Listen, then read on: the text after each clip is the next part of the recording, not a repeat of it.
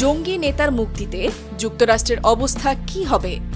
বিগত আওয়ামী লীগ সরকারের সময় জঙ্গিবাদ ও সন্ত্রাসবাদ মোকাবেলায় বাংলাদেশের সাফল্যের কথা তুলে ধরেছে যুক্তরাষ্ট্রের কান্ট্রি রিপোর্টস অন টেরোরিজম 2023 নামের এক প্রতিবেদন।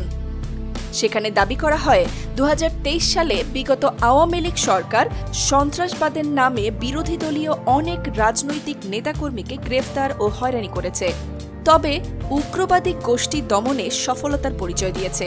প্রতিবেদনে উল্লেখ করা হয় 2023 সালে বাংলাদেশে সেভাবে কোনো সন্ত্রাসী তৎপরতা ঘটেনি।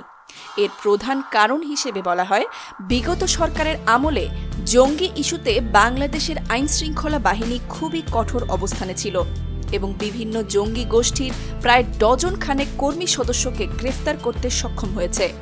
বাংলাদেশের আইনশৃঙ্খলা রক্ষাকারী বাহিনী সন্ত্রাস দমনে যুক্তরাষ্ট্রের ডাকে ইতিবাচক সাড়া দিয়েছে বলে উল্লেখ করা হয় প্রতিবেদনে। 2024 সালে সন্ত্রাসবাদ দমনে বাংলাদেশের প্রতি এই ইতিবাচক ধারা অব্যাহত রাখতে পারবে তো বাংলাদেশ? যুক্তরাষ্ট্রের প্রতিবেদনে আনসারুল্লাহ বাংলা টিমকে সন্ত্রাসী গোষ্ঠী হিসেবে উল্লেখ করা হয়েছে। আনসারুল্লাহ বাংলা টিম আন্তর্জাতিক জঙ্গি গোষ্ঠী আল কায়েদা নেটওয়ার্কের সাথে সম্পর্কিত বলে অভিযোগ করেছে প্রতিবেদনটি। কিন্তু বর্তমান অন্তর্বর্তী সরকার ক্ষমতা গ্রহণের পর গত 26 আগস্ট আনসারুল্লাহ বাংলা টিমের প্রধান মুফতি জসিমউদ্দিন রহমানী জামিনে মুক্তি লাভ করে।